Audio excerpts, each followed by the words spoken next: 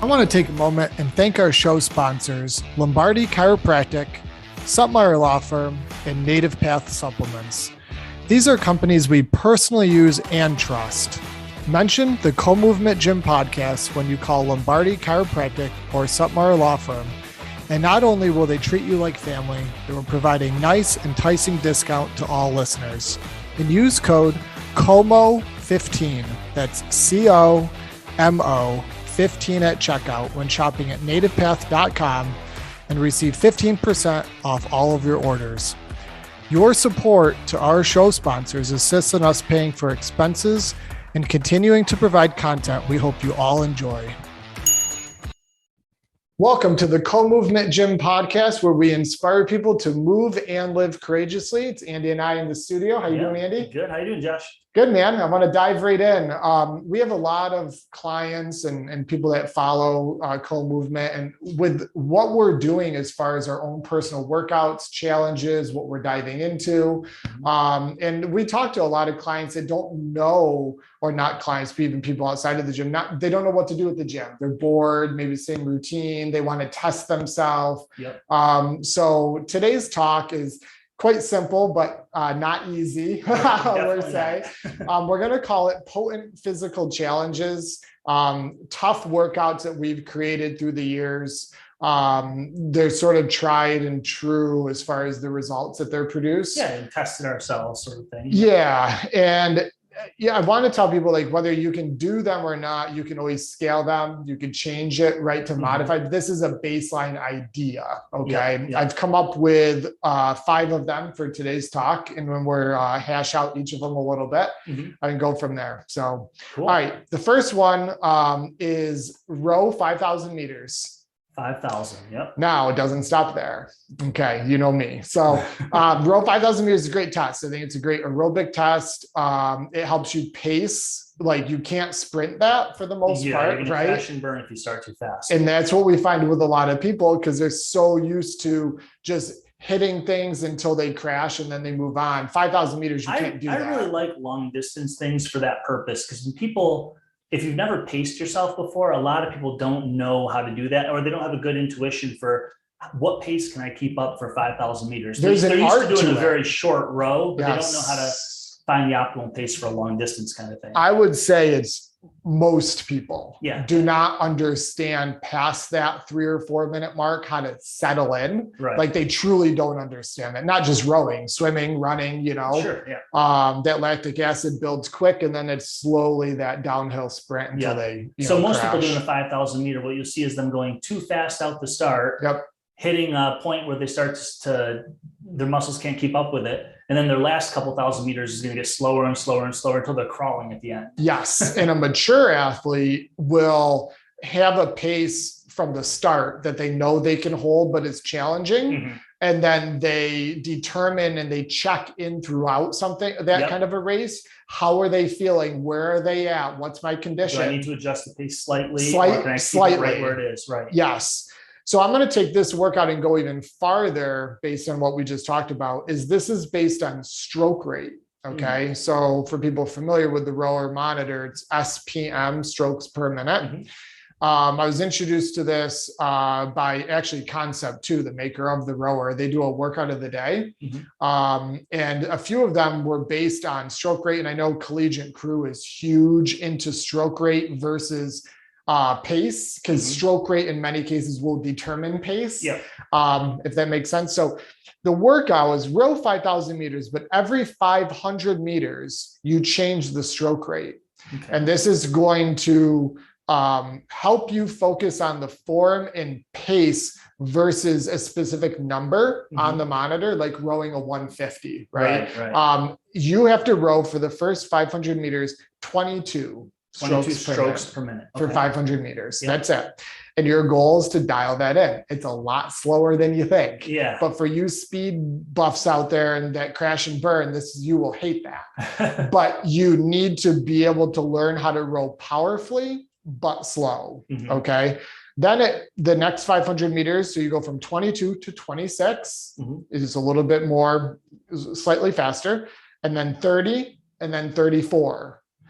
Now you're only 2,000 meters in. Right. 34 stroke rate is you're clipping. Yeah, you're that's up. a lot of strokes per minute. So now we're going to back it off. Now we go back to 22, 26, 30, 34. Okay. We're at 4,000 meters. Yeah. And then we go backwards. We're going to hit a 30 and a 26 to finish that 5,000 meters. I've done that workout a lot, soaked in sweat, feel amazing. Now it's interesting. You're not crushed by this. So people listening to this think, 5,000 meters, that's insane. I'm only used to 500s, whatever. You're that person that would benefit from this workout because you don't know how to pace yourself. Right. Okay. Yeah. Now, my, I would say maybe like a Z2, 2.5 for me, like an 85% effort is about 20 minutes on a 5K for me. This particular workout, I'm coming in at 20-30. So to give people an idea of the percentage of effort, I'm not flying and dying. I'm not like on the floor after going for a record, but I'm sweating and I'm breathing. But it's not that level to where you're really wretched. Have you given this challenge to any of your clients? Yeah, a few of them. Yeah, it's good. The first time, not great, because they just can't figure out how to alter stroke rate. Right. They're just so used to that 28 forever. And then that 28's too fast and but this here helps them. And I've heard people say become like more of a knowledgeable rower. Well, that's actually what I was thinking, because I mean, you know me, I'm a runner, and there's an interesting thing in running where everyone has kind of their optimal pace that their body just likes. Sure. So for some people, it's 8 minutes a mile, some it's 9, whatever. And people have a very hard time running faster or slower than that pace that they're comfortable at. Totally. So let's say you're a runner and your favorite pace to run, it just feels really good, is to run 8:30 per mile. If I have you run 8 minutes per mile, that feels harder to you, which makes sense, it's faster. But also if I had you run 9 minutes per mile, that feels harder to you also. That's what this workout is. Yeah, that's awesome. Same thing. And, and again, collegiate teams are doing this. So it's not like Josh made this up out of nowhere. Like this is a legit workout and a legit strategy to know how to become a better rower. Yep, it's altering stroke rate of your body and how it works on the rowing machine. For sure. Like when, for example, on the home stretch, someone may be really tired in a race, so their brain says slow down, i.e. stroke rate, right? But in reality, you should be increasing stroke rate, which doesn't mean you're increasing pace. Right. You're just shortening the stroke length, if that makes sense. I don't know if it makes sense to everyone listening, but like with a 22 stroke rate, you're leaning way back and they're powerful, long, smooth strokes. A 34, you're not leaning nearly as far back as you were. And same thing with the catch position. It's just right past the knees versus all the way in. But the pace can be the same as 22. It's just the strategy is different. I like that a lot because I know how much I got out of multi-speed running, and I've never tried altering stroke rate on the rowing machine. Yeah, it's same strategy. Very cool. Yes. Okay, so that's the first one. Second one is the co-movement game events number 1 and 2. So if you go on to co-movement.com, click on the tab, it says co-movement games. It might be on a drop-down box on the right-hand side. The first event and the second event I want to go over. These are really cool. They're easy to test, true strength, and we've had great success with it. The first one is max weight Turkish Get Up per arm. For 1 rep. 1 rep. That's it. Look up Turkish Get Up if you don't know what it is. You're going to lay on your back and you're going to hold a dumbbell or kettlebell and you're going to stand up to your feet all the way from laying on your back, and then you're going to get down and lay back on your back to finish it. How much can you do per arm? And now the score is your weakest arm. So don't go higher than what your weakest arm can do. Yeah, because your right arm might be stronger than your left. So. For sure. So your score is whatever your left arm did in that case. Exactly. And we are a huge fan of that movement. It is a eye-opener for many people. And it just hits so many different aspects of fitness, from strength to mobility. And it's full body. Coordination.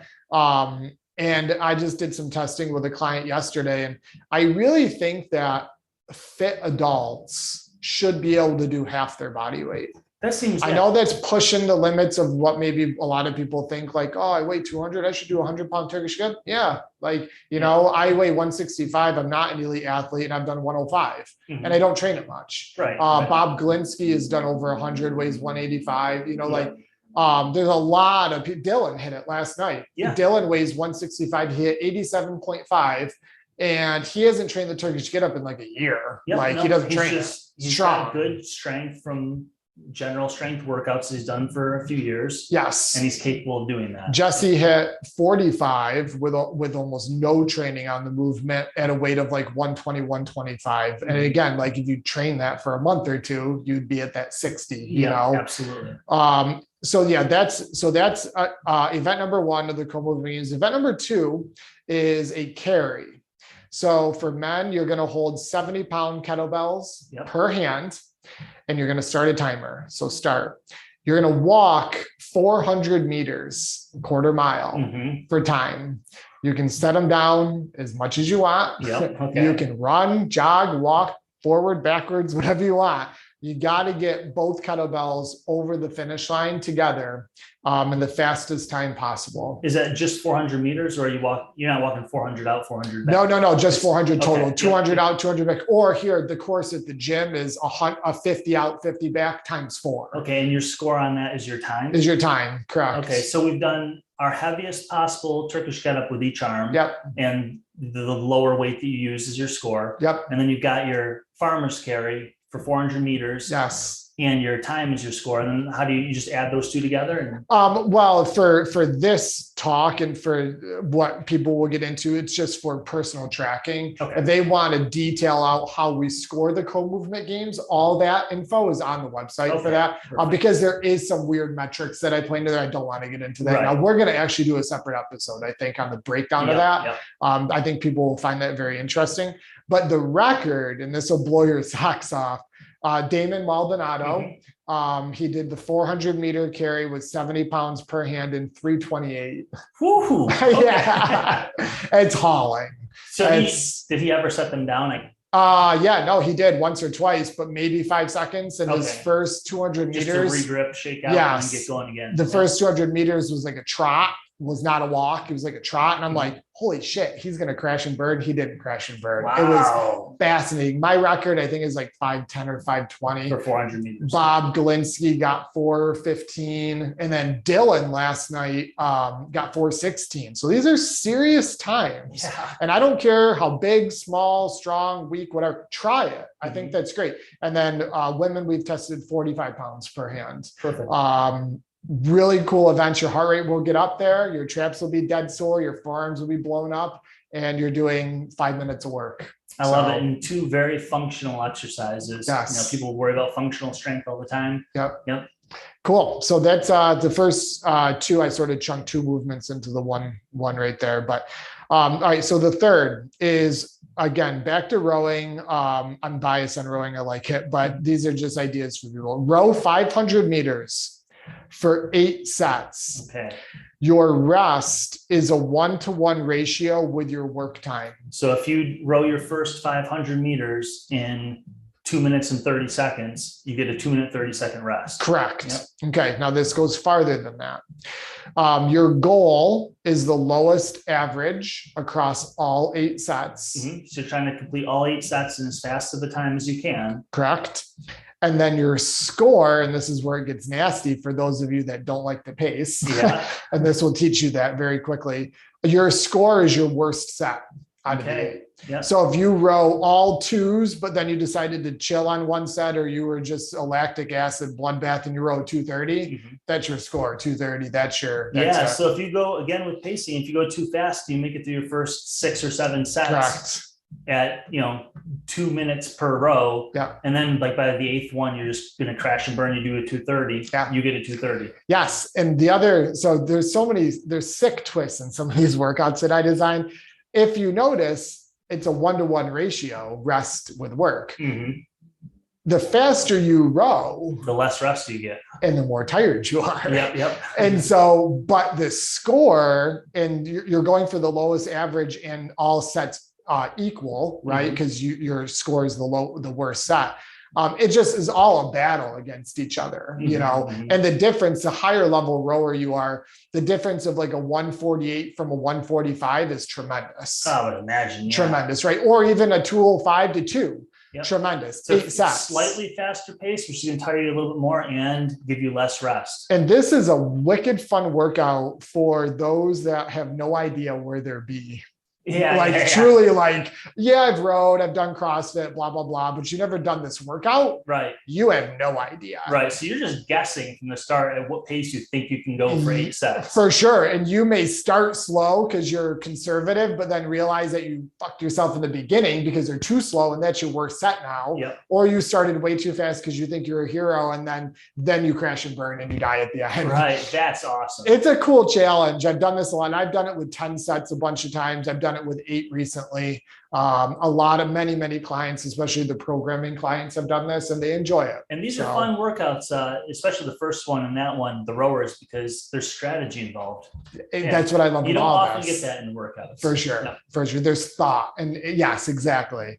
All right. The fourth one I want to get into is this is on the higher end of a strength continuum and skill sets, would be an L-sit rope climb. Okay. So everyone's familiar with a rope climb, but an L-sit is your legs are out in front of you. And if you don't know what an L-sit is, you can look it up. But there's no legs to help you climb the rope. Right. Okay. So again, I am saying this is for the upper echelon, but that's fine. Something to work for. Now we'll go farther into detail. You're going to do one L-sit rope climb every minute. Okay. For 10 minutes. So you set a timer, start, boom, hit up, down, say it takes you 10 seconds, you get 50-second rest. Yep. You have to now perform 9 more of those on the minute for 10 minutes. Yep. So this workout is done in 10 minutes. Done. Yep. And I can guarantee you won't need much more after that. Oh, no, that's brutal. Yes. You've seen me do it. Yep. And I've had some really great people do this. And I've had very athletic, fit people do this that fail. That struggle with at body weight. They fail at set 7 or 8. They're just done. They can't do no more. Now you've done that one with a weight vest on, I think. Yes. And so this is where, again, we always talk about like progression and bettering ourselves and right. So I did it the first time. It was successful. It wasn't too bad with body weight. And then I added what I thought was 5 pounds. And then after it ended up being 8 pounds of a weight vest. And I stopped there. I did 8 pounds. I did all 10 minutes, but it destroyed me. You were sore for like 3 days after that. Or more. Yeah. And it was very odd because I do a lot of rope climb, a lot of pulling. I'm not new to that. And body weight really didn't affect me much. But 8 pounds was like a truck hit my upper body. Yeah. And so I don't know the difference. Obviously 8 pounds isn't much, but it obviously was a lot. Yeah. Now I'm speaking for people that have gyms and whatnot. I'm talking a 12-foot height. Our ceiling's 12. I get my head above the pipe that's up there that hangs the rope and then I come down. Yep. If you have a 15-foot rope, which is standard for CrossFit, and a lot of gyms, play around with different, intervals. Maybe you're going every 75 seconds, right? Right. But that's a really cool. Now, how to scale that? You could maybe do a rope climb with your legs. Sure. Like you just climb the rope with your legs and come down and then you rest and you do that on the minute for 10 minutes, right? There's so many variations. You could do what we call a box assisted rope climb, where you lay on your back, your feet are on an elevated box, let's say 24 inches, and you're laying on your back, holding onto the rope. You can find this on Co-Movement's YouTube channel. And then you climb all the way up to you're standing on the box and then you lower all the way back down. Maybe you're doing one of those on the minute for 10 minutes. And I've been doing those with clients recently, and they love them. Yes. Clients who can't climb the rope when it, just a normal rope climb, they love the box rope climbs. Yes. It's fun. You feel accomplished. I mean, you are accomplished. You're doing a hard exercise. And it's, you can progress, right? So you can make your feet higher, making it harder to climb the rope, right? There's so many variations. You could add a weight vest to it, maybe 5-10 pounds as you max out the height with your feet, There's an example on it. I think it's called box rope climb on YouTube for us. And I actually I created it. I don't know if anyone else has done it, but I had a lot of people that were struggling with rope climbing in my group class years ago. And I figured that out. We started it actually on the floor where their feet were on the floor against a plate. And then they just had to get to their feet. And they're like, oh, that was easy. 8 inches, 12, and so on. Just keep elevating the feet a little bit. Yep. So that's it. 1 L-sit legless rope climb on the minute for 10 minutes to a 12-foot height. Give that a shot. It might blow your socks off. Some people that were quite surprised said the first 5-6 minutes were not hard, and then set 7 they fail. Look at what amazing challenges and workouts you come up with just a single exercise. For sure. That's for awesome. sure. And you know me, like I don't spend a ton of time in the gym, but when I'm in it, like I like to be focused and very simple, very simple. And you want what you do to be potent. Potent, exactly. Okay. And the last one. The 5th one, I actually just designed this and I will do it again. It was very successful. It's a combination of 2 movements. The workout is generally under 15 minutes for most people. Most gyms or home gyms have a sled to drag. Okay. And for people that follow the knees over toes guy or anyone into like sled drags for that matter, know that the backward sled drag is a great exercise. Phenomenal for knee health. Knee health, quad strength, the whole deal. We're a big fan of it here. Something that almost any athlete should add to their training is I backward agree. sled drags. I agree. Yes. So you're going to do a backward sled drag. For this workout that I'm describing, I did it with 95 pounds. You're going to go 400 meters, 200 out, 200 back. You're going to set a timer. So you're going to hit start, boom. You're going to walk the sled backwards, 200 out, 200 back.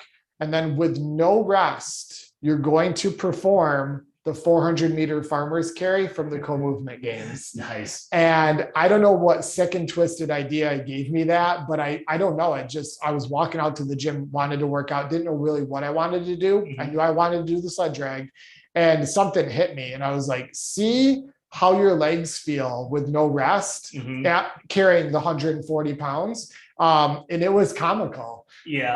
Well, the sled drag really fatigues the legs and the quads. Yes. So you're doing that farmer's carry, which is you're holding 140 pounds and walking with it. Yes. It was cool. And so the first 100 meters were like, I felt like I was walking on like broken pencils. Like my legs were just like wobbly and whatever. Jello. Now, I will say, and I don't know if this is me or for everyone that'll experience this, my legs recovered quickly.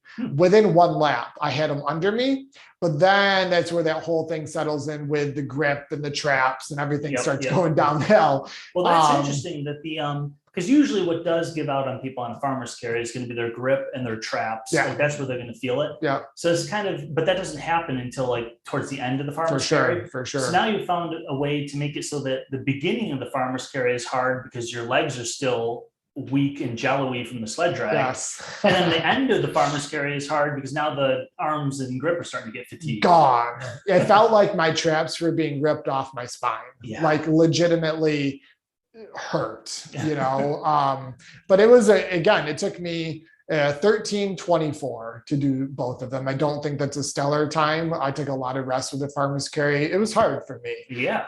But again, you could scale the weight on the sled. You can scale the farmer's carry. I would keep them at 400 meters each. I think that's cool. But it's a great workout. My whole lower body got smoked. And then anyone that does any weighted carries knows that that's a full body workout. Like you can't fake that or cheat that. Like you can just carry it or you can't. So, but yeah, set it up, be safe on the road if you're doing it on the road, but backwards sled drag, 95 pounds, 400 meters. I would prefer 200 out, 200 back, no rest. The time is still running. 400-meter farmer's carry with 70s or 45s per hand.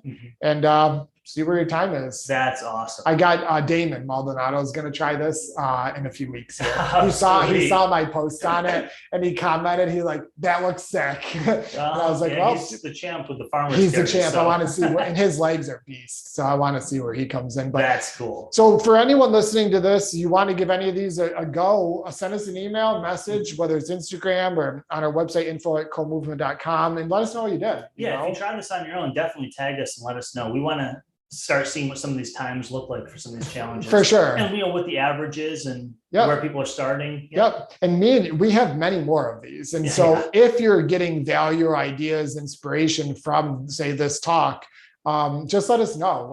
We have probably years worth of this content that a lot of people could have fun with. And for that matter, for the gym goers out there that are listening, if you have your own challenges that you really like, do one, put it on Instagram or whatever, and tag us in it, and we'll give your challenge a try. I would love that. Yeah, for sure. Cool. All right. Anything else? No, that's a great list. I love it. All I right. gotta try some of those myself. All right. Good luck, people. And thanks for supporting us. And we'll talk soon. Yeah. Thanks, guys. See you later. I want to take a moment and thank our show sponsors, Lombardi Chiropractic, Suttmeyer Law Firm, and NativePath Supplements. These are companies we personally use and trust. Mention the Co-Movement Gym podcast when you call Lombardi Chiropractic or Suttmeyer Law Firm. And not only will they treat you like family, they will provide a nice, enticing discount to all listeners. And use code COMO15, that's COMO 15 at checkout when shopping at nativepath.com and receive 15% off all of your orders. Your support to our show sponsors assists in us paying for expenses and continuing to provide content we hope you all enjoy.